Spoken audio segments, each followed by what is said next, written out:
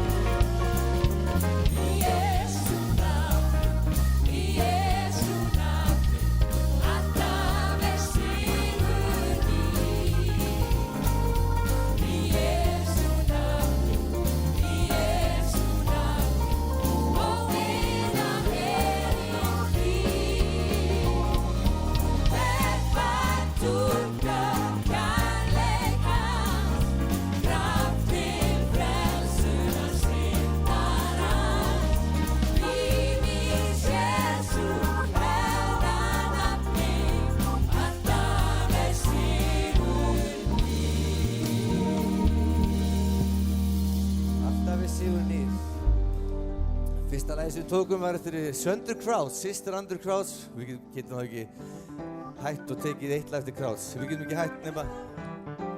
Höfum ekki halda áfram?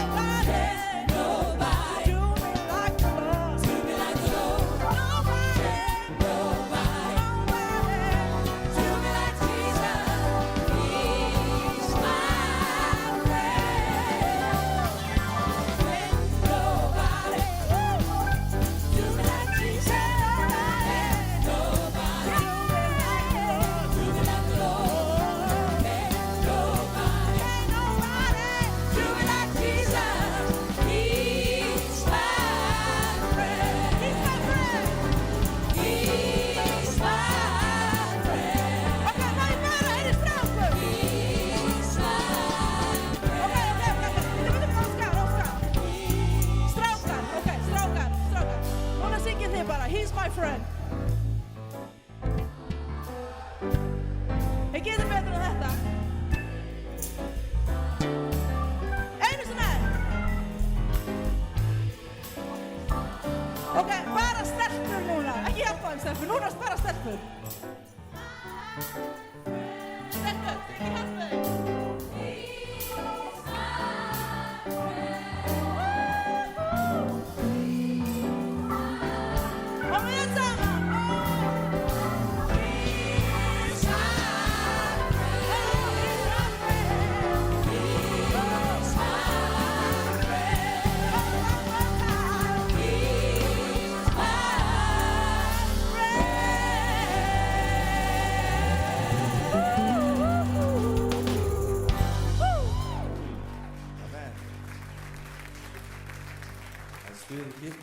Standa áfram með hann og Sólveig les fyrir okkur Birgisdóttir hérna í orðlýsubyrjun.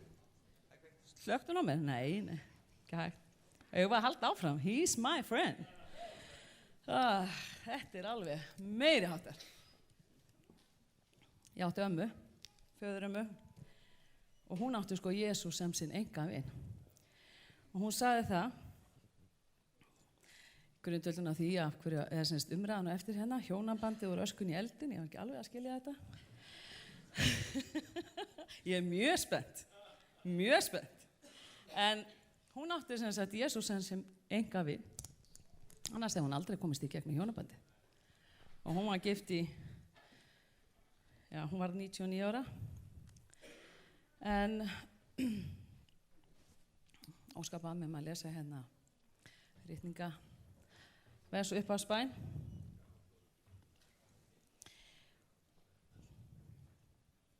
Ég það bara svo, ég bara can't nobody, sko. Ég myndi að hugsa, sko, þetta með, þegar maður í fílu og maður á vin eins og Jesú, þá kemur hann og pikkar mann upp og snýr mann í hringi, þá hættir maður að vera í fílu og þá þarf maður að gera þá? Fyrirgefa.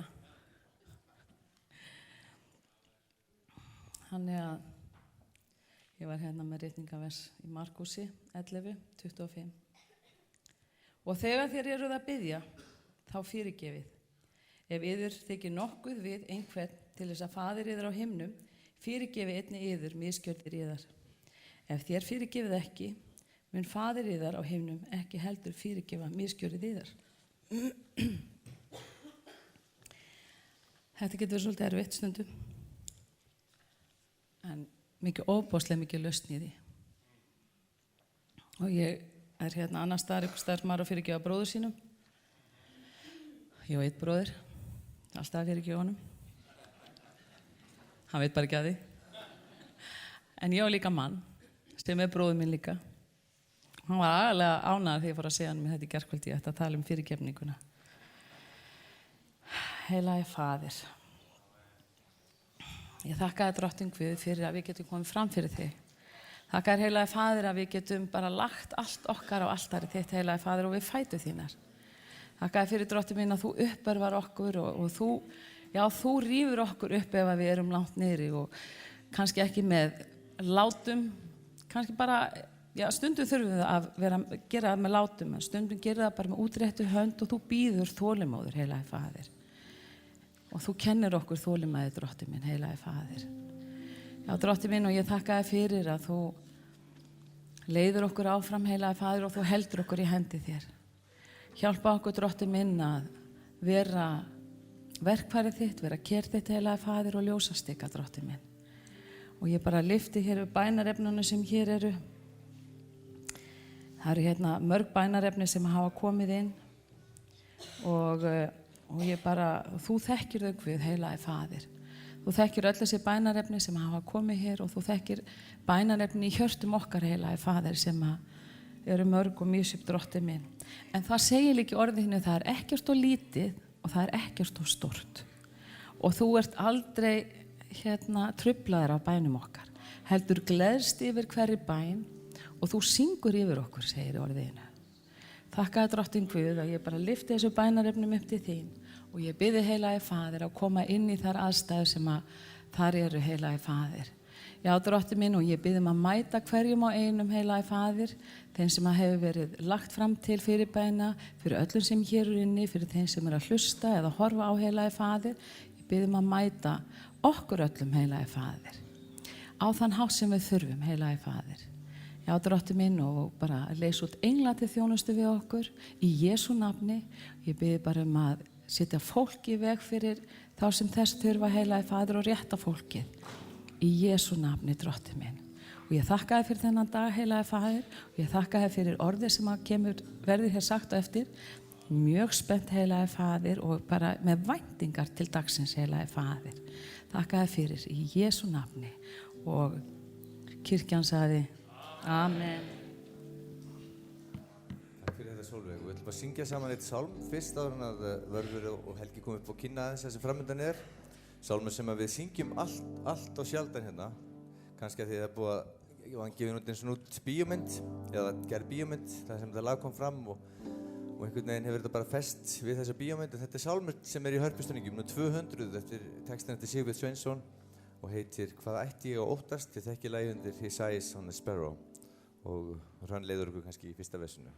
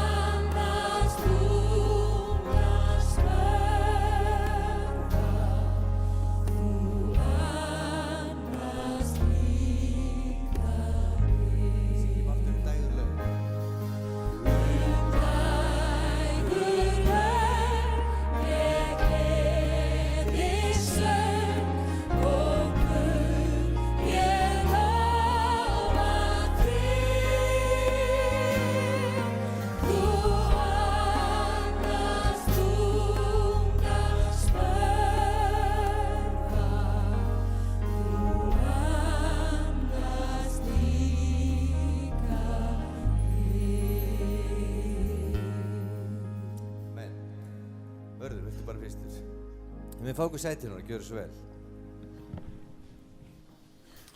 Amen. Góðan dag, gott að sjá ykkur öll hérna í Fíladelfíu og þeir sem að eru heima líka og eru að hlusta eða horfa á samkomuna. Mér langar bara að segja ykkur svolítið frá því sem hefur verið að gerast í Samhjálp. Eins og flest vitið, þá er ég framkvæmdastjóri Samhjálpar og það hafa verið miklar breytingar eftir ég tók við og svolítið átök. Síðustu mánaðamót þá afhentum við húsnæðið okkar að Stangarhyl 3 og fluttum samkomur okkar sem voru á 50 dögum og er á 50 dögum. Fluttum þar hingað í Fíladelfíu og erum búin að vera 3 hér, frábæra samkomur. Það fór svolítið hristingur í gegnum kerfi hjá okkur þegar við fórum að gera allar þessar breytingar og menn hugsaðu að fara niður í Fíladelfíu að fara eitthvað annað. Þá fóru sumir í fílu, en það er gott að geta fyrirgefið. Ekki satt? Það er ömurlegt að vera í fílu. Þannig að fólk sem kom hingað hafði yfirsikt ánægt og allir sögðu sem að tölu við mig að það er svo gott andrúmsloft hérna í kirkjunni. Það vissi ég svo sem fyrir. Þannig að við erum með 50 samkomunar hér á 50 dögum og næsta 50 dag eru vitnisburðarsamkomur. Frábærir vitnisburðar, heyra þessar yndislegu reynslusögur. Nú við erum flutt með skrifstofur okkar í Kópavoginum, Hlíðarsmára 14 og í gær, laugardaginn 14. að þá opnuðu nýjan markað Samhjálpar. Það voru 3 markaðir og 2 af þeim voru í kjöllurum. Þannig við erum svona búin að koma okkur upp úr kjöllurunum og í glæsilega aðstöðu, Ármúla 11 við hliðina á Hótel Íslandi. Það seldist vel í gær. Nú vantar okkur vörur. Til þess að við getum haldið áfram að selja. Og við byggjum þetta, hjálpið okkur að hjálpa öðrum. Og markmið okkar er að koma Samhjálp á algjörlega réttan kjöl fjárhagslega. Eina ástæðan er svo að við gerðum núna, var þetta gistiskilið, þá gerðum við ennþá betra tilboð heldur en við vorum með, því að það er engin launung á því og við erum búin að segja bæði Reykjavíkurborg og velferðarsviðinu að tap rekstur gistiskilsins hjá okkur var í kringum 1 milljón á mánuði. Samhjálp hefur ekki efni á því. Og við fórum fram á hækkun sem að myndi svona að við getum rekið það sómasamlega á þess að græða á því. Og þá ákvað Reykjavíkurborg að taka það sjálft og við óskum þeim Guðs blessunar í því. En þetta er það sem við erum að gera og við ætlum að færa út kvíarnar. Næsta stóra verkefni okkar í Samhjálp er að byggja upp ný húsakynni í Lækjarkoti. Heyri amen við því. Þannig að nú biðjum við ykkur, verið með okkur í bæn. Guð annast unga spörfa og ég er svo þakkláttur fyrir hann annast líka mig og okkur öll. Þannig að það sem við þurfum fyrst og fremst gjafir á markaðinn og fyrir bæn. Þannig að standið með okkur í bæn.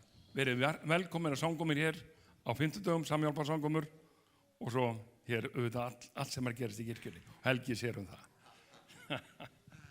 Amen, yndislegt. Takk fyrir þetta vörður. Og það er til margt verra sem hægt er að standa með og styðja heldur en Samhjálp, ég sagt ykkur. Og það er frábært. Ég var hérna með á fyrstu samkominu og það var alveg yndisleg nærveru Guðs og yndislega bara gaman hvað voru margir í salnum og þetta er alltaf, það er fá samkominu uppörvandi. En talandi samkomur, ég var líka hérna í gær með Óskari og það kom hópur af englendingum, karismatískir anglikanar. Það var yndislegt. Karismatískir anglikanar kom að kenna hvítasnumönum heilan anda. Heyri amen við því. Það er gaman. Guðsríkið er yndislega fjölbreytt og skemmtilegt og það er dásamlegur dagur. Við fengum að uppörvandi orð, fengum að upplifa nærveru Guðs og fengum að vaksa saman í því bara að leiðast að heilugum anda. Og svo í gærkvöldið þá byrjuðum við aftur með kvöldsamkomunnar og vorum hérna í Hlíðarsalnum. Ég er eiginlega dáist að hvernig tókst að ganga vel frá. Það kom inn tjald hérna fyrir og stólir hérna fram og búið að ganga frá flestu. En þetta var bara mjög yndislegt, spennandi. Laugardaginn 28. febrúar, ég ætla að fara að telja upp allt sem er framöndan, þannig að takið upp blað og penna.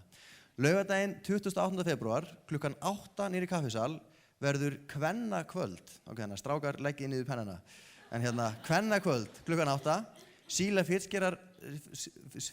Fitzgerald predikar og það verða vitnisburður, lofgjörð og Guðs orð og þetta er opið öllum stelpum og konum. Og annars, þá eins og Óskar minntist á að það er núna síðbúinn biblíudagur, það er alltaf annar í valentínsdegi í dag og annar í biblíudegi.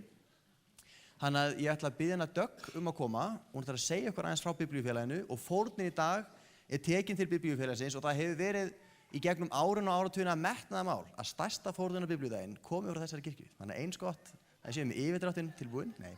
En það hefur verið svona að við viljum styðja við útgáfu af biblíunni, við viljum styðja við að biblían sé til á íslensku og viljum styðja við það að biblíufélagi geti hjálpað öðrum að eignast Guðs orð á sínu máli. Það er göfugur og góður málstaður, við hvetjum til þess að halda þeirri hefð lifandi að efla biblíufélagið og jafnvel ganga bara í félagið. 1500 kall á ári og þú færð B+ blað biblíufélagsins sent heim. Þannig að... Takk fyrir Helgi minn, þetta var fínn inngangur. Það er mér heiður að fá að standa hér og kynna Hið íslenska biblíufélag sem fagnar 200 ára afmæli sínu á þessu ári. Þetta er elsta félag landsins en starfandi og sagan hófst með því að Guð lagði skoskum manni á hjarta sem hét Ebenezer Henderson að koma til Íslands og gefa biblíur á Íslandi, biblíur og Nýja testamenti. Þessi Ebenezer Henderson, hann ætlaði upphaflega að fara til Indlands en hann fékk ekki leyfi til þess að sigla frá Englandi til Indlands þannig að hann fór til Danmerkur og ætlaði að sigla með dönsku skipafélagi. En þið viti hvernig þetta er þegar maður fær köllun og þá stundum opnar Guð dyr og Guð lokar dyrum og þegar hann hafði beðið í Danmörku í heilt ár og ekkert var að gerast, þá allt í einu datt honum í huga kannski ætlaði Guð honum eitthvað annað. Og við getum þakkað Guði fyrir það að hann kom til Íslands og dreifði hér það bil 6.000 biblíum og Nýja testamentum og það má segja að þá fyrst hafi biblían orðið almenningseign á Íslandi. Og þetta var ungu maður, hann bara rétt 30. En þessi ferðalög hans gengu nærri heilsu hans og þannig er það nú stundum að þegar Guð leggur okkur eitthvað á hjarta, þegar við fáum köllun, þá getur það kostað okkur eitthvað. En hann gerði meira heldur en að dreifa biblíum vegna þess að hann vann að stofnun hins íslenska biblíufélags og auðvitað gerði hann það ekki einn, það var fjöldinn allur af Íslendingum sem stóðu með honum. Margir prestar sem var svolítið óvenjulegt, það eru mörg biblíufélög starfandi í heiminum og Íslendingar, þeir fara yfirleitt mjög sérstakar leiðir og ég held að það sé hvergi annar staðar sem margir prestar hafa komið að stofnun biblíufélags en við fögnum því. Og biblíufélagið er sem sagt 200 ára á þessu ári og það er búið að skipuleggja mjög öfluga dagskrá allt árið. Í apríl kemur út frímerki með mynd af biblíunni. Við höfum haft samband við fjöldanallan nokkra tónlistamenn, við skulum bara hafa þetta sagt og rétt. Tónlistamenn sem ætlað leita Guðs og semja lög með texta upp úr biblíunni. Þið þekkið öll, Drottinn er minn hirðir og við eigum faðir vorið við lag og það sem stjórn biblíufélagsins vill gjarnan sjá gerast, það er að þjóðin eignist fleiri lög beint upp úr biblíunni vegna þess að Íslendingar kunna miklu meira úr biblíunni heldur en þá grunar. Nú, eitt af markmiðum biblíufélagsins er að það sé alltaf til nóg af biblíum á íslensku og það hefur ekki alltaf verið þannig.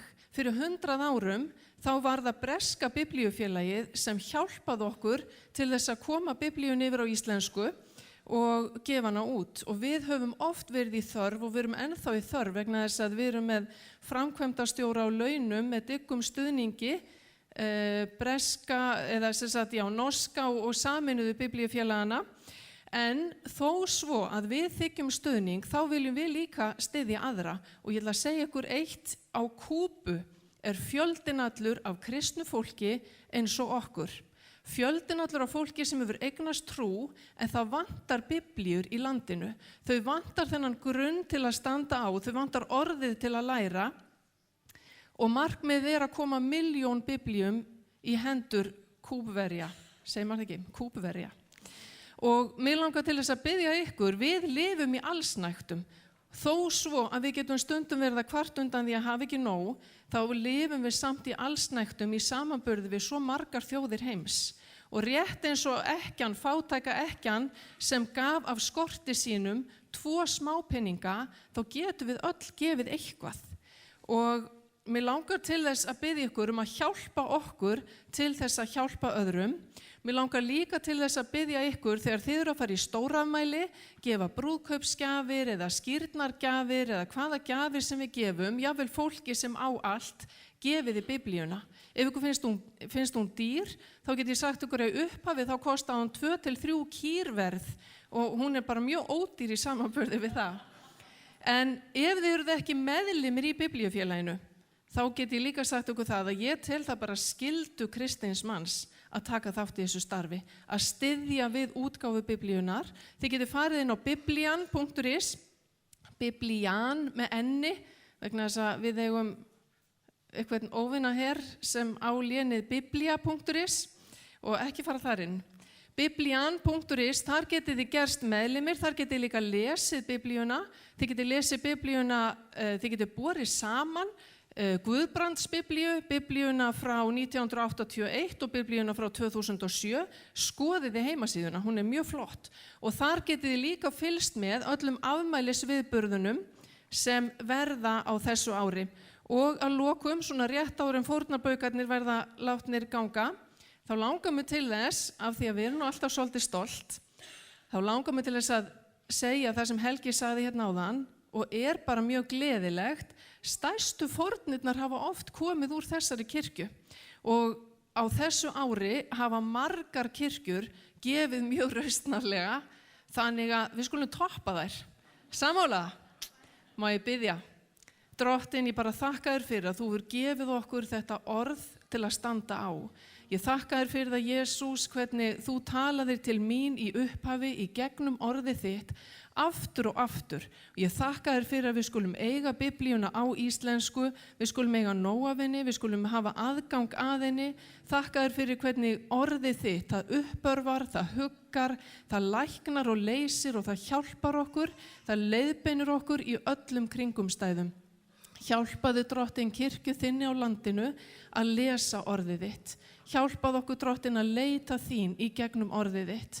Og ég bið Jesús minn að þú blessir land og þjóð, þú hjálpir okkur að koma Biblíunni til okkar þjóðar og þú hjálpir okkur líka að verða til blessunar öllum þjóðum allan heim sem þurfa á hjálp að halda. Hjálpaðu okkur að gera það sem í okkar valdi stendur til þess að láta gott af okkur leiða. Og svo biðið þig Drottinn að þú haldir áfram að vera hér með okkur með nærveru þína. Ég þakka þér fyrir nærveru þína hér í dag og ég bið þig bara heilagur andi að þú farir salinn og talir til okkar í Jesú nafni. Amen. Takk fyrir þetta Dögg. Þetta eru þau samtök eða posar aftast, já. Gott, Hjörtur. Þetta eru þau samtök sem ég hvað mest stoltur að vera í. Það Biblíufélagið og svo Gideonfélagið líka sem ég líka meðlumur í. En Guðfræðideildin, hún hérna í heimsókn dag, búin að koma hérna í fjölda ára á samt Pétri Péturssoni. Eru þið hérna einhverstaðar? Ég var að standa upp og fá sjá okkur. Klöppið nú vel fyrir þeim. Tökum vel á móti þeim. Þetta Guðfræðideildin í Háskólanum. Alltaf gaman að sjá okkur. Þegar við fá okkur sæti, mér datt kannski í hug kannski að fá platiku til að koma hérna upp og kannski með eitthvað atriði. Ekki að syngja fullu? Þú hérna á endanum hérna Áslaug, ég þekki þínu. Komdu hérna upp og taktu hérna eitt lag með mér. Hvernig væri það? Ég var fáin upp með okkur, Áslaugu. Þetta algjörlega óæft hérna hjá okkur. Við tökum fórnina með hann og ef ykkur langar að syngja með og jafnvel koma hérna upp að með að syngja með okkur hérna. Það bara frjálst. Við ætlum að taka, hvað var að syngja Áslaug? Tja, það nú það. Ha? Ekki bara spurning að þú bara komur á óvart, gerir eitthvað svona hljóm Bara svona þá? og svo bara sjá hvað gerist. Ok.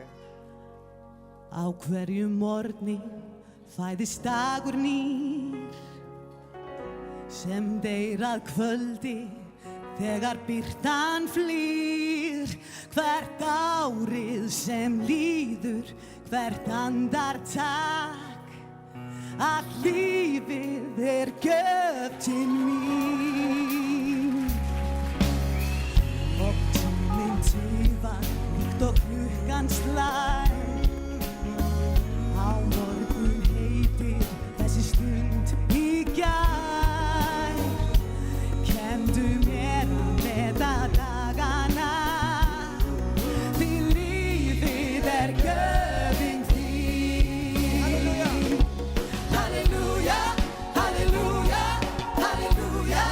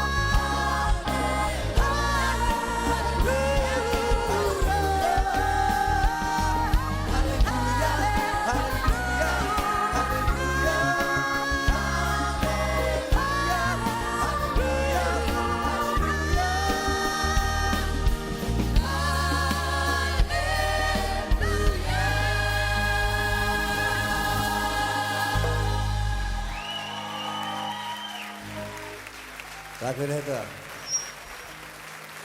Þetta var sem sagt óundirbúið en samt var þetta ákveðið fyrirfram. Takk fyrir þetta Kór Lindakirkju, Áslaug Helga á nýja diskinum okkar sem fannst hérna niður Eyvi Eyjengi nú þegar.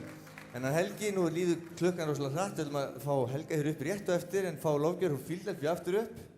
Takk kærlega fyrir. Þessi hópur er að fara til Svíþjóðar í vor að syngja í messu og hvar haldið við ætlum að syngja? Nú í Hvítasundskirkjunni í Oslo, nei í Stokkólmi, verðum þar og fleiri kirkjum og við tökum þátt í stórtónleikum, 100 Crowds, tribute tónleikum 9. maí. En við ætlum að fá upp Lofgjörgahópinn aftur og við ætlum að syngja saman nokkur lög. Við ætlum að taka hérna, ég gleymi einhverju. Já, börnin. Var ekki gaman krakkar? Jú. Þau ætla að fara núna niður í barnastarfið, barnakirkjunni sína. Ég heyrði þau voru að æfa hérna eitthvað niður áðan, þrjusu flott músík hérna. Og ég veit að þau sem er að vinna í barnastarfinu er að vinna frábært starf. Og við skulum bara biðja fyrir þeim og þakka þeim fyrir þeirra fúsar hendur og tíma. Við ætlum að syngja saman lag sem við tókum einmitt í gær þegar við vorum á þessu námskeið í gær og þá tókum við lag sem heitir Við krossin sem sönglaði í hausnum á mér í alla nótt. Við ætlum að syngja það saman hér núna.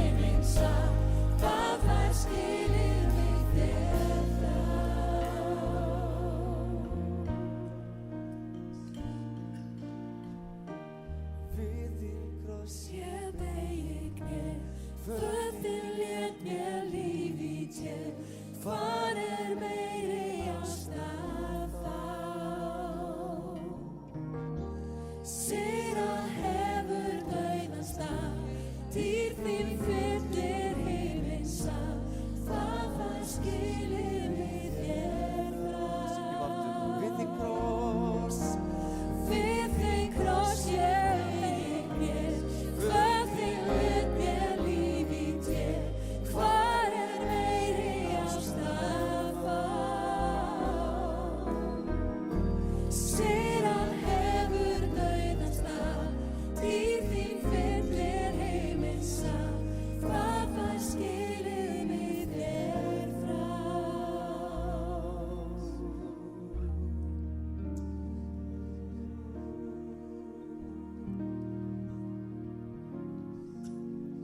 oh, it's Jesus. Oh, it is Jesus. Syngið saman. It's Jesus in my soul, for I have touched the hem of His garment, and His blood has made me whole. Oh, it's Jesus. Oh, it is Jesus. Oh, it is Jesus.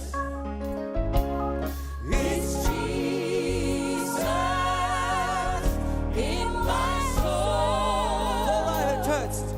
For I have touched the hem of His garment, and His blood has made me whole. It's Jesus.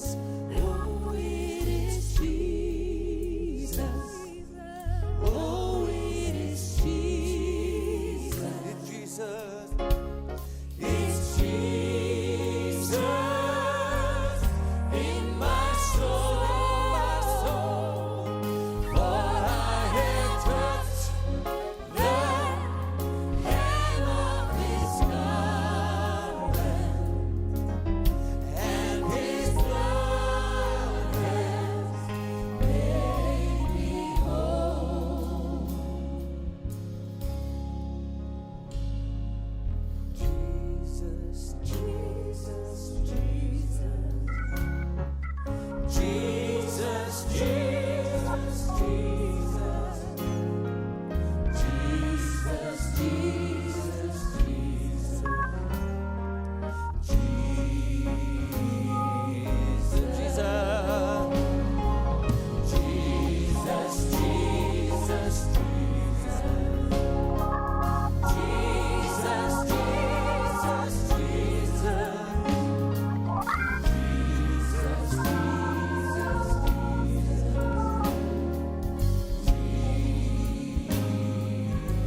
And like that.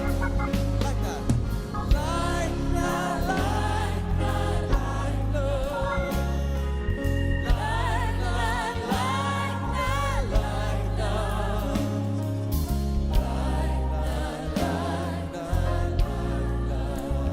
Jesus. Og frelsar.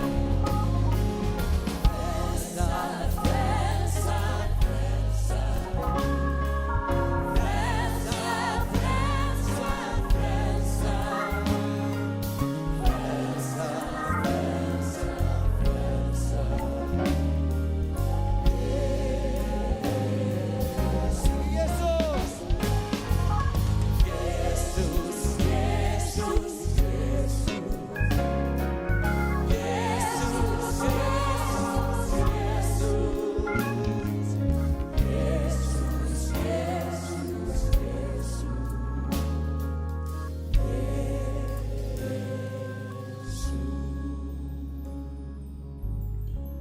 Það er ekki mörg nöfn sem við þurfum að segja þegar okkur líður illa. Það er bara Jesús. Og hvenær sem er, Helgi, gjör svo vel, nú fáum við að heyra úr öskun í eldin. Jesús, ég þakka þér fyrir hvað er yndislegt að fá að lofa þig. Og ég þakka þér fyrir að þú ert frelsari, ég þakka þér fyrir að þú ert lausnari og ég þakka þér fyrir að þú ert úthellt anda þínum yfir kirkju þína, Drottinn minn. Og ég þakka þér fyrir þinn yndislega ljúfa heilaga anda sem er hér í dag. Og Drottinn minn, við bara biðjum að þú gerir nærveru þína áþreifanlega fyrir okkur sem hér erum. Við bjóðum þig velkomin, heilagur andi. Komdu og talaðu inn í líf okkar. Komdu, heilagur andi, og færðu okkur huggun, ámynd okkur, hvett okkur, byggðu okkur upp. Og við biðjum að Drottinn minn, að í öllu sem fer fram, í öllu sem við segjum, öllu sem við gerum og líka í öllu því sem við erum, Drottinn, mætti nafn Jesú vera hátt upp hafið. Mætti það skína í gegn hvað Jesús er yndislegur frelsari og hvað Jesús gefur innilega yndislegt líf. Við lofum þig og við tignum þig og við felum okkur í þínar hendur. Í Jesú nafni. Amen. Yndislegt. Úr öskunni í eldinn. Þetta er góð titill. Fyrir eftir hvernig maður lítur á það. Sérstaklega í samhengi hjónabandsins. Ég veit að efni sem við höfum tekið fyrir, þetta er titillinn, fólk sér 1+1 jafnt og 1 og svona rósrauð mynd eða bakgrunnur og hendur sem leiðast. Að það er ekki allir sem kannski verða spenntir fyrir því eða hugsa húrra, frábært efni. Við vitum að tala um hjónabandið að það er vandmið farið og sumum finnst það kannski erfitt, kannski einhver sem er akkurat núna í mjög erfiðu hjónabandi eða jafnar sig eftir sársaukafullan skilnað eða á vondar minningar í tengslum við þetta. Svo kemur það í kirkjuna og þar á bara að tala um hvað allt er frábært og æðislegt, eða ekki? Valentínusardagurinn og svona. Ég hef fullan skilning á því að það sé kannski ekki allir á þeim staða að taka þessu fagnandi og ég veit að ef þú ert á þeim staða að finnast þetta óþægilegt efni, þá hefur þú sérstakt pastorsleyfi til að sóna út. Þannig að ef þú tekur upp símann, þá er þér fyrirgefið. En við viljum bara líka minna samt á að það sem við auðvitað gerum, að við tölum líka um það sem er erfitt, en við líka lyftum upp svona markinu sem við keppum eftir. Og við vitum kannski að hann nær því alveg engin fullkomna. Það er ekki hjónaband fullkomið, ekki frekar en við erum fullkomin. En við keppum samt eftir því. Við reynum að stefna það og þegar við lyftum því upp, það er ekki til að ýta neinum niður eða brjóta neitt niður. Við mutum það að Jesús, hann er frelsari, hann er endurleysari og hann endurreisir. Og það er markmið með þessum predikunum, það er að byggja upp, það er að hvetja og það er að uppörva. Þannig eins og ég segi, þið hafið leyfi til að sóna út ef ykkur líst illa á þetta. En efni dagsins, úr öskunni í eldinn, það er ekki það að það sé slæmt að vera einhleypur og sé giftur þig og þú komin úr öskunni í eldinn. Það er að það gerist oft að ég ætla að veit ekki neitt hjónaband sem byrjar þannig að fólk hugsaður með sér þetta mun aldrei ganga, gerum þetta samt. Bara þetta er manneskja sem ég mun fá ógeð á, þetta verður ömurlegt, skellum í eitt brúðkaup. Það byrjar aldrei þannig að það. Það er alltaf smá rómantík, það er ást, það er ástareldur og það er heitt.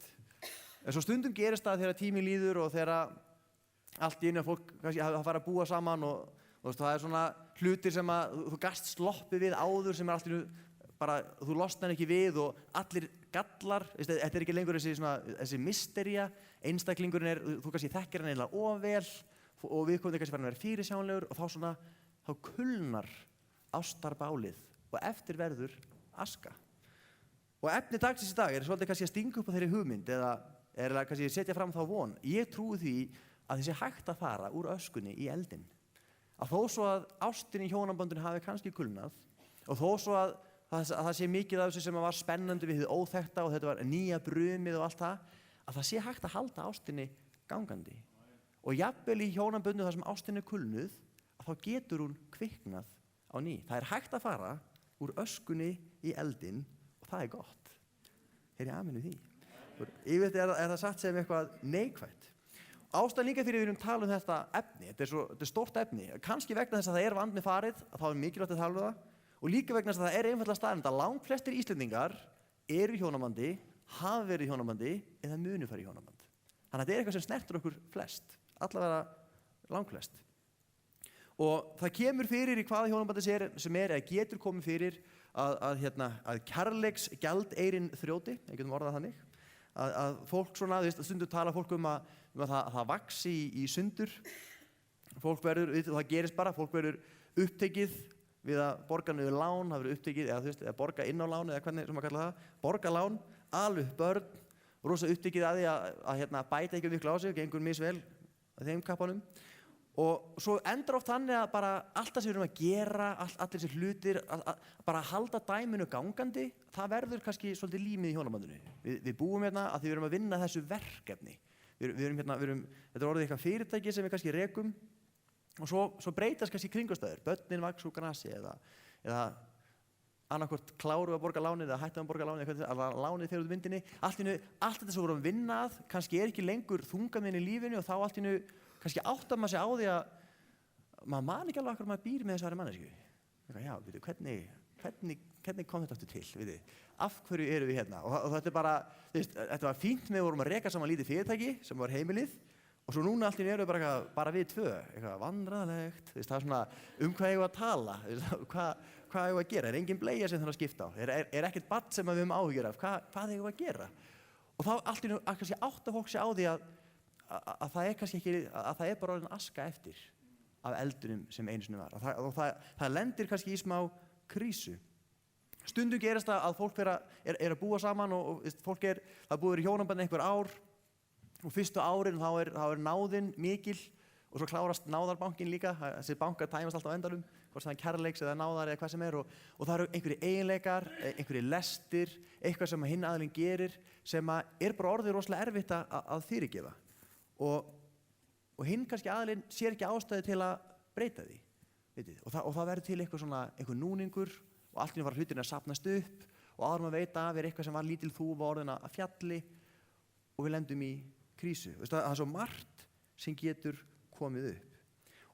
Og kannski vonin sem ég langar til að reyna að kveikja með okkur og svona hugmyndin sem langar að koma að það sé hægt að fara úr öskunni í eldinn að kulnaður kærleikur geti aftur orðið ástarbál. Það var einu hugmynd hjá mér að hafa predikunaseríu sem væri bara titlar á bókum úr rauðu seríunni. Ástarbál, eitthvað svona, já, það voru nokkri góði titlar, það hefði allt getið verið predikun, hann kom aftur, endur kom hann. Það var ýmislegt alls konar góði titlar sem var hægt að taka fyrir. Og það er líka þessi hugmynd að þú getur eignast nýtt hjónaband án þess að skipta maka. Það er áhugaverð hugmynd. Að þú getur eignast nýtt hjónaband án þess að þú getur skipt baðvatnið án þess að sturta baðvatninu með. Fattu hvað er að fara? Og mér finnst eitthvað mjög kristilegt við þá hugmynd.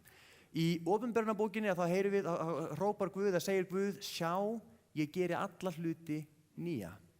Og við vitum að þegar við tökum við Jesú Kristi, að þá er sagt að við verðum ný sköpun. En það lítum við eins út. Við verðum ný sköpun, en við erum svolítið áfram við.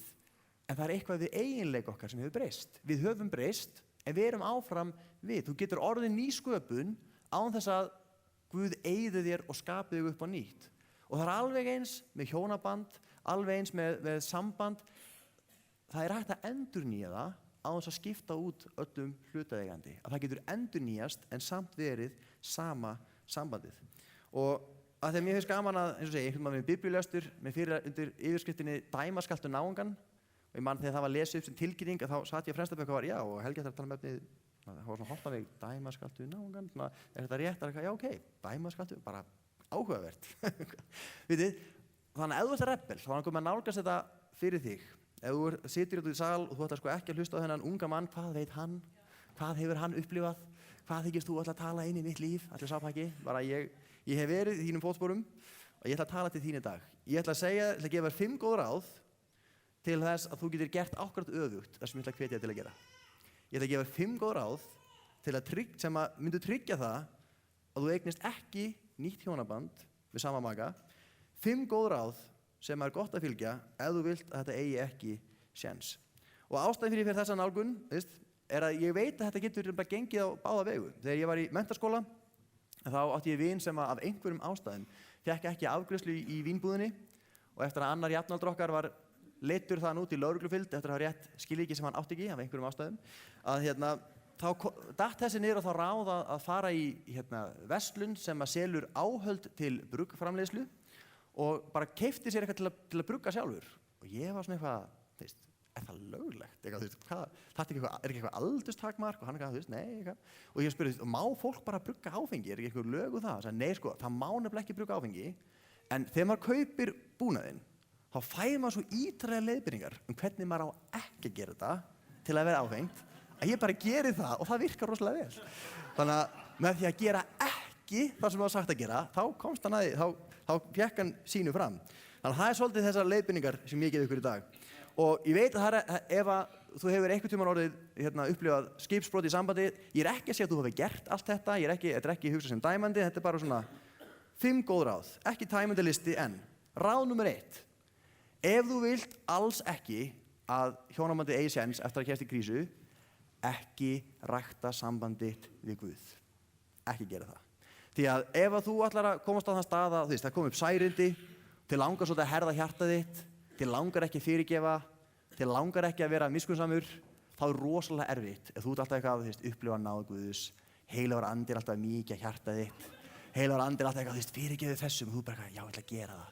Svo kemur heilagur andi og bara gefur uppbyrjandi orð til maka þíns eitthvað, það er bara, það virkar ekki. Þannig að ef þú vilt tryggja að þetta eigi ekki séns, ekki rækta sambandið við Guð. Hann er ekki mjög hjálplegur ef að missjónið er að rústa þessu. Hann stendur ekki meir í því. Þannig að það er ráð númer 1. Það er eiginlega svolítið grundvöldurinn á öllu hinu. Ekki rækta sambandið við Guð, ekki vera í svona tilfinningalegu jafnvægi, ekki eiga frið við sjálfan þig og ekki eiga frið við Guð, þá gengur þetta örugglega vel. Það gengur þetta örugglega upp. Og ráð númer 2, það er akkúrat öfugt við það sem að Intrum vill segja okkur, ekki gera ekki neitt, gerðu ekki neitt. Ekki gera neitt. Alls ekki fara með makaðinum á svona einhverja hjónahelgi, þar sem fólk situr og opnar sig, og bara allt í einu fara að tala saman já, af hverju byrjuðu við saman og af hverju eruð þið ástfangin og allt í einu bara manstu það og svo bara kviknar eitthvað sem var löngu dáið, skiljið, ekki fara hjónahelgi. Alls ekki heldur kaupa einhverja svona hjónabók með einhverjum verkefnum þar sem þið setjist og fyrir að tala tilfinningar ykkar og kannski biðjast afsökunar eitthvað sem þið hafið gert og svona, tala gildi ykkar og bara fattið allt í einu bara hei, við erum mikið sameiginlegt. Ekki lesa hjónabækur, ekki fara á hjónahelgi, ekki fara einhverju vinnu þar sem þurfa opningur og ekki gera neitt sem skapar nánd. Einu sem gerist þá, þá munið þið af hverju þið ástfangin, þá munið þið hvað það var sem þið sáuð í fari hins, allt í einu munið eftir kosti hvers annars og áður veist af, bara búm, orðið nýtt hjónaband, ekkert sem getur gert því. Ráð númer 3. Þetta er svona orðatiltæki sem ég get ekki alveg klárað á predikunarskól, bros before maki. Sem sagt, ef þú ætlar að gera eitthvað skemmtilegt, ef þú ætlar að fara út að borða, þú ætlar að fara í rafting, þú ætlar að fara í helgarferð til útlanda, ekki fara með makanum. Skildu makanum eftir heima, farðu með vinum þínum.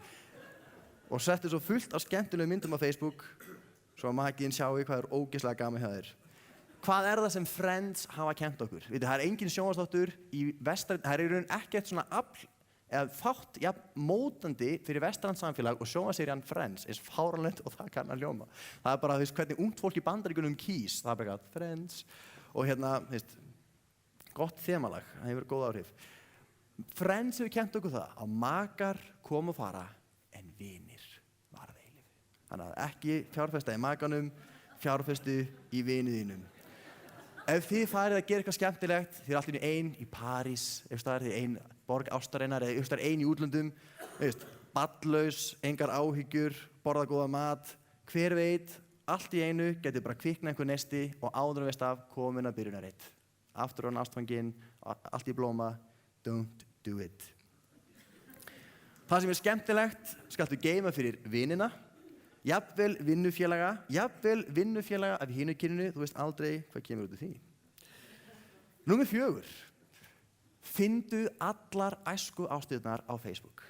Farðu á Facebook, allir fyrirvændi kærastar, allir svo einu húskotin í, vertu vinur þeirra og ekki bara vera vinur þeirra, vertu í svona spjalli við þá. Alltaf að skiptast á skilabóðum, rífi upp gamlar minningar og segðu makaðinum alltaf, heyrðu, við vorum að rífa svo að finna sögu, einu stöði við vorum kærastu par.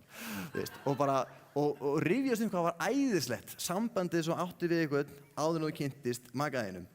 Og svo var ég rosa góð hugmynd, öðru hvoru, hafa svona reunion.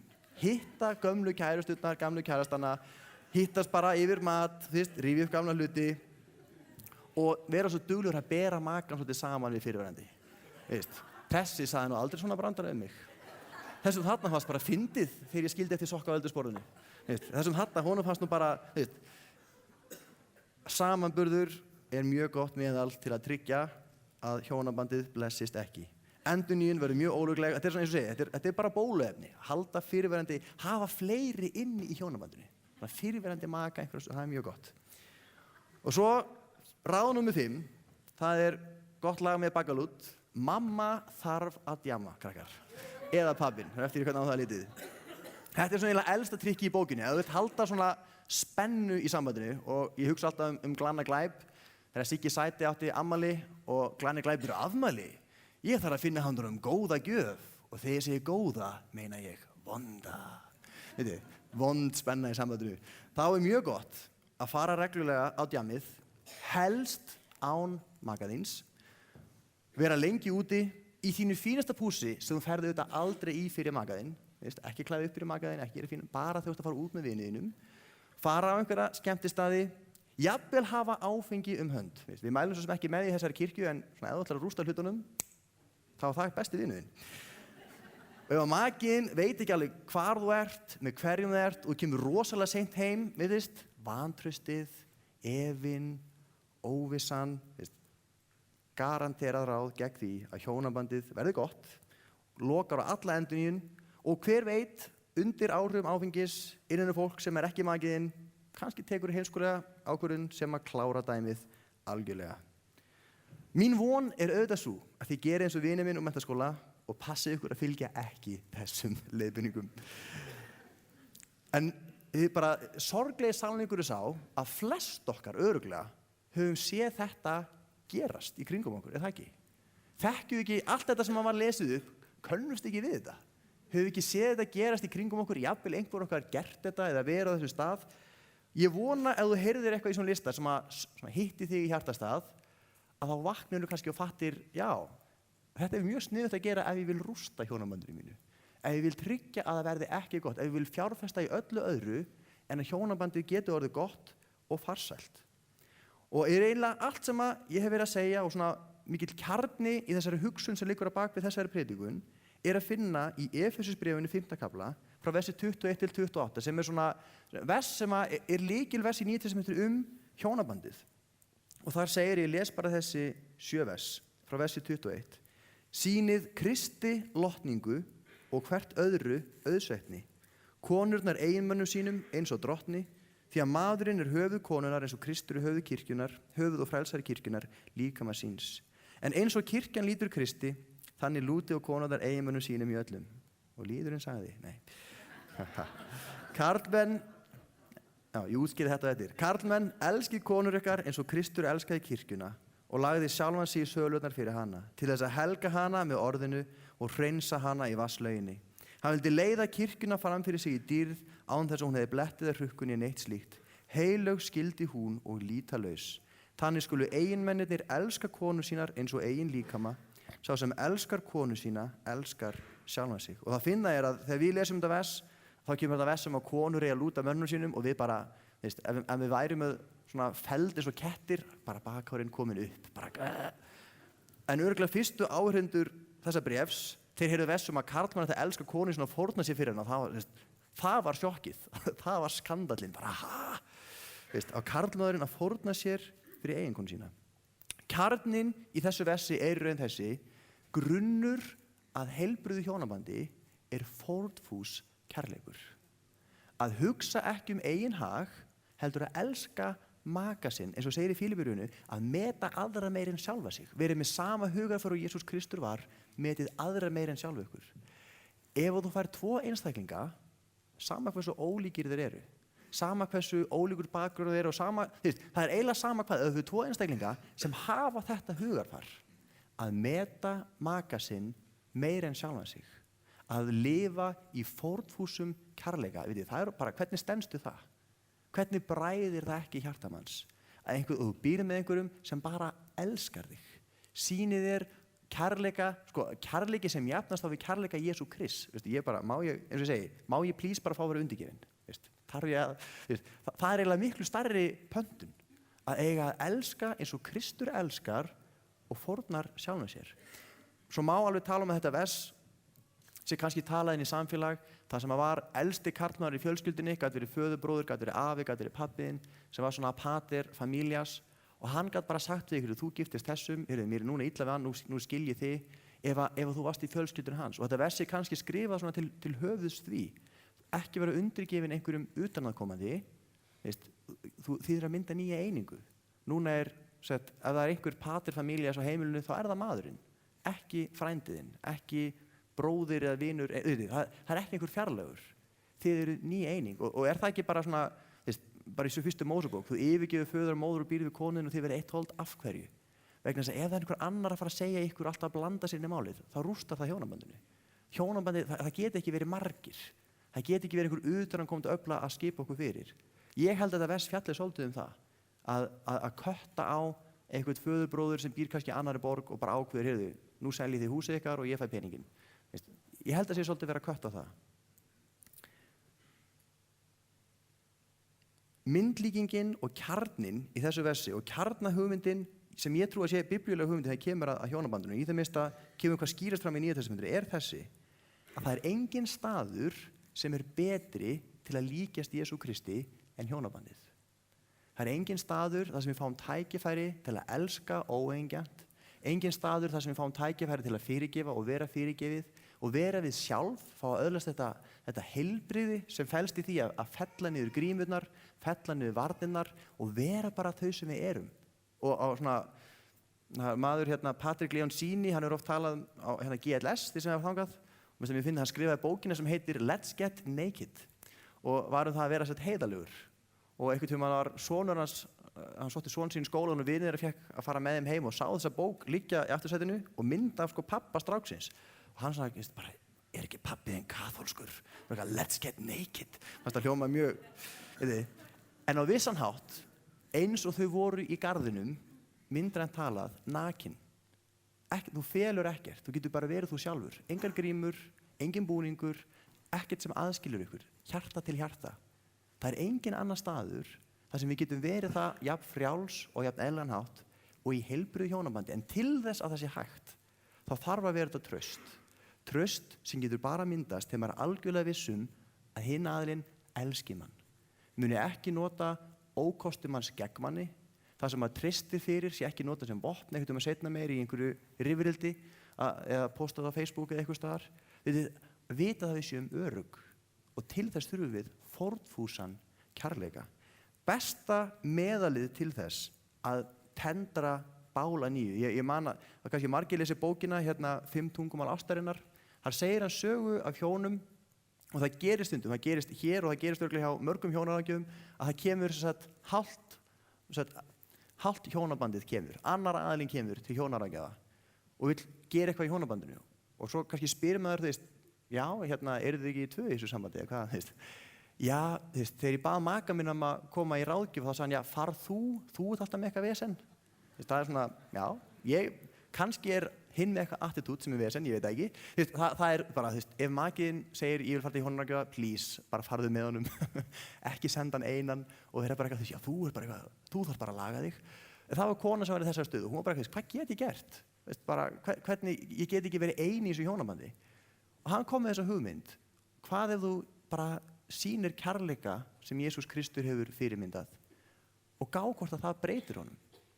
Þegar hún fór, og þetta var ekki þannig að þetta var eitthvað ofbeldissamband eða óheilbrigt samband, það var ekki þannig að hún var að stíga inn í eitthvað óheilbrigt, það var bara maður sem var kannski honum pínu, ég veit ekki, pínu grömp, getur maður sagt, grömp í gamall kall, og hún ákvað bara, ok, ég ætla að prófa þetta, ég ætla að prófa að elska hann eins og Jesús elskar kirkjunni, ég ætla að prófa að sýna óeigingjarnan kærleika.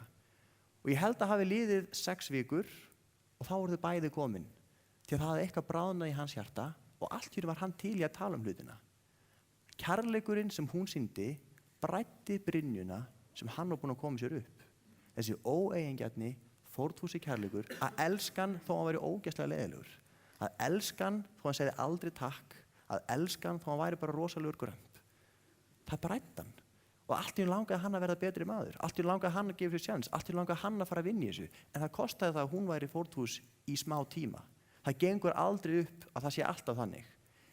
En kærleikur bræðir ótrúlegustu hluti. Kærleikur bræðir þykkasta ís. Vandinn, ef maður setur þetta svona upp, ef þú ert með 2 einstaklinga og þeir bara elska, fórnfúst, þeir elska óeigingjarnt og þeir meta hvern annan meira en sjálfan sig, hvernig getur það ekki blessast? Formúlan lítur rosalega vel út. Vandinn, auðveldar sagt en gert. Áskorunin að lifa svona. Áskorunin að temja sér þetta og verða svona. Það sem það krefst að við getum auðmýtt okkur sjálf, við séum tilbúin að leggja okkur sjálfstundum til hliðar og það það sem Jesús kallar okkur til að gera. Hann talar að taka sinn kross og fylgjunum, hann talar sá sem vill finna líf sitt, hann þarf að týna því. Það svolítið þannig í hjónabandi. Í hjónabandi þá svolítið þarf maður að leyfa öllu sem aðskilur okkur sem einstaklinga svolítið að fá að víkja. Við erum áfram einstaklingar, við erum áfram persónur, við lifum okkar eigin lífi, en við þurfum að geta lagt okkur sjálf til hliðar, að fórna okkur inn í sambandið til að það verði heilbrigt og til að það verði sterkt. Hvernig gerum við það? Mjög gott ráð, ekki fylgja leiðbeiningunum sem ég gaf rétt áðan. Það svona. Ég vona að sé enginn sem heyri bara þann kafla í prédikunum og sé bara eitthvað, já, frábært, þetta gera þetta. Bara please, ekki klippa YouTube-myndbandið sem gefur. Af hverju skiptir þetta máli? Jú, þetta hefur svo rosalega mikil áhrif á hamingju okkar. Þetta hefur rosalega mikil áhrif á okkar daglega líf og líka vegna þess að við trúum því að fjölskyldan sé grunnur samfélagsins. Fjölskyldan grunnurinn að næstu kynslóð. Fjölskyldan grunnur að þjóðfélagi morgundagsins. Og heilbrigð hjónabönd grunnur að heilbrigðum fjölskyldum. Og byrjunin á þessu alltaf skref númer 1 að rækta samband sitt við Guð. Það að rækta samband sitt við skapara sinn, að stíga inn í Edengarðinn ef svo mætti að orði komast. Og ef þú ert hérna í dag, að í þessari kirkju að þá við trúum því að allir menn, Guð vilja að allir menn verði hópnir, komist til þekkingar á sannleikanum. Ef þú ert hérna í dag og fyrir þér trúin kannski meira góð hugmynd, þetta meira kannski eitthvað sem að þú heyrt og gott fyrir suma, þá einn segir hérna, ég hef mjög oft lent í fólk fyrir að já, ert í þessari kirkju, það rosa gott fyrir upptalninga alls konar fólki sem alls konar hlutu sem getur gert til að rústa líf okkar og svo, já, stóðmarnir fyrir fram að fólki eitthvað, já, einmitt, já, og þig, þetta gott fyrir þig, ekki fyrir mig, það svona, þetta gott fyrir suma. Veitir, ég bara held að það sé mesta lygi sem fólk getur trúað.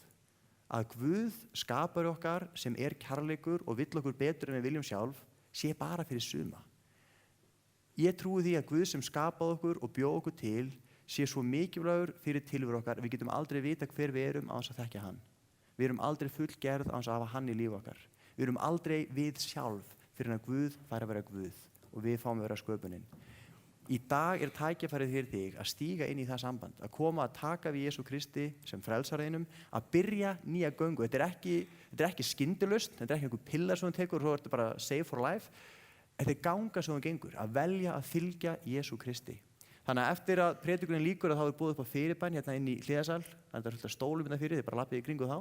Það fyrirbæn inn í hliðasal. Ef þú vilt koma frá til fyrirbænar út af einhverja allt öðru. Við byggjum líka fyrir fólki sem glíma við veikindi, kannski bara langaði að fá fyrirbæn, kannski viltu fá uppörun, hvað sem Þá tækifæri hérna þegar lofgjörhópurinn kemur upp og við byrjum að syngja, að koma fram og við byggjum með þér. Við skulum enda á því að biðja saman.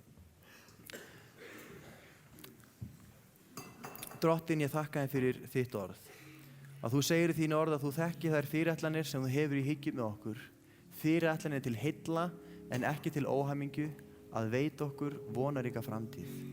Og ég þakka þér fyrir að Jesús að þú gerir alla hluti nýja. Þakka þér fyrir út Guð sem endurreisir, út Guð sem endurnýjar og út Guð sem að gefur okkur þá reist sem þú skapaður okkur til að hafa. Og ég bið þig það, Drottinn minn, bara fyrir alla sem eru hér í dag. Drottinn, ég bið fyrir alla sem eru í hjónabandi, Drottinn minn.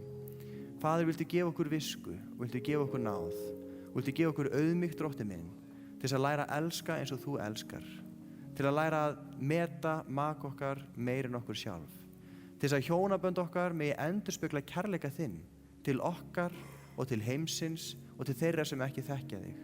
Og ég bið þig Drottinn minn, að heimil okkar mættu vera griðarstaður, staður þar sem að friður þinn hvílir, Drottinn, staður þar sem að kærleikur þinn augljós, staður þar sem öruggt skjól fyrir þá sem ekki eiga frið, staður þar sem öruggt skjól fyrir þá sem vantar huggun, öruggt skjól fyrir þá sem ekki þekkja hreinan kærleika. Og ég bið þig það, Drottinn minn, ef það einhverjir hér í dag sem þurfa að upplifa endurnýjun í sambandi sínu, sem þurfa að upplifa að eldurinn sé tendraður á ný í hjónabandi sínu, þá bið ég bara fyrir þinn heilaga anda. Drottin, að þú mæti þeim það sem þau eru, og drottin, það sem þarf að víkja, að það víki, það sem þarf að kvikna, að það kvikni, drottin minn, það sem þarf að segja verði sagt og það verði tekið vel að móti því. Og drottin minn, ég biði bara að þú leysir út smurningu þína yfir þennan söfnu, drottin, að það hér sé hús þar sem að græðsla finnist, drottin, hér sé hús þar sem að friður finnist, hér sé hús þar sem að sambönd fá lækningu og græðslu frá þér, skapari okkar og frelsari. Í Jesú nafni biði ég, drottin minn. Amen. Þannig að þegar við byrjum að syngja, ykkur velkomin að koma fram og fara fram til fyrirbænar. Eftir smá stund þá er ykkur boðið að koma niður og eiga samfélag niður í kaffisal, hvet flesta til að gera það. Annars bara Guð blessi ykkur og eigum yndislega viku.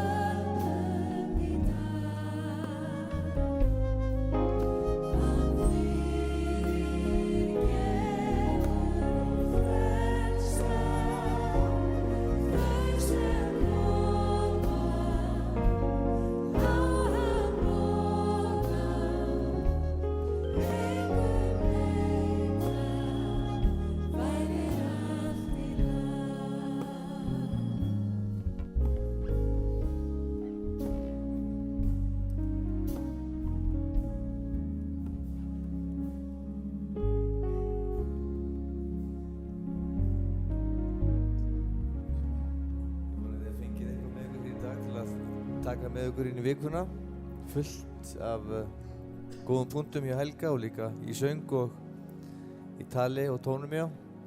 Þannig ég bið Guð að blessa ykkur í vikuna og gefa ykkur góða viku og munið að leita Guðs á hverjum degi. Og meðan við löpum hér niður og fáum ykkur kaffisopa og spjöllum saman, samfélagi er mikilvægt, og syngjum við saman viðlagið hér í Dragum nær þig Guð. Þú ert mér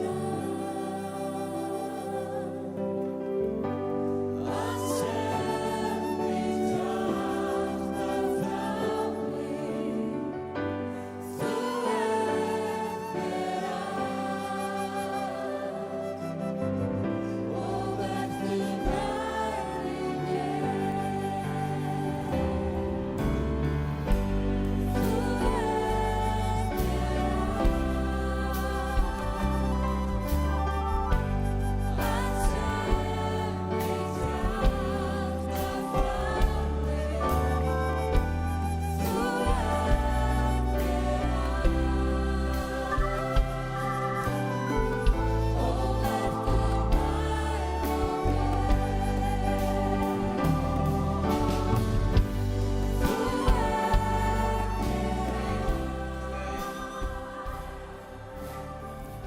Það komið að lokum samkomunnar frá Fíladelfíu í dag. Í dag var umræðuefnið hjónabandið og ef þú átt í erfiðleikum í þínu hjónabandi þá hvetjum við þig til þess að leita þér hjálpar. Taktu ekki stórar ákvarðanir í reiði. Í Biblíunni stendur stilling afstýrir stórum glappaskotum og við getum tekið rangar ákvarðanir þegar við erum reið. Og það svo gott að tala hlutina þegar manni líður ekki vel og hvern sem þú finnur til þess að tala við, veitu Guð að senda þér einhvern sem þú getur rætt málin við. Og það segir líka í Biblíunni að þegar Drottinn hefur þóknun á breytni einhvers manns, þá sættir hann óvini hans við hann. Þannig að vandaðu þig, leitastu við að gera það sem rétt og Guð mun hjálpa þér. Hann hjálpar þér ekki bara af því að þú gerir það sem rétt, hann hjálpar þér af því að hann elskar þig. Og mig langar til þess að biðja fyrir þér, biðdu með mér.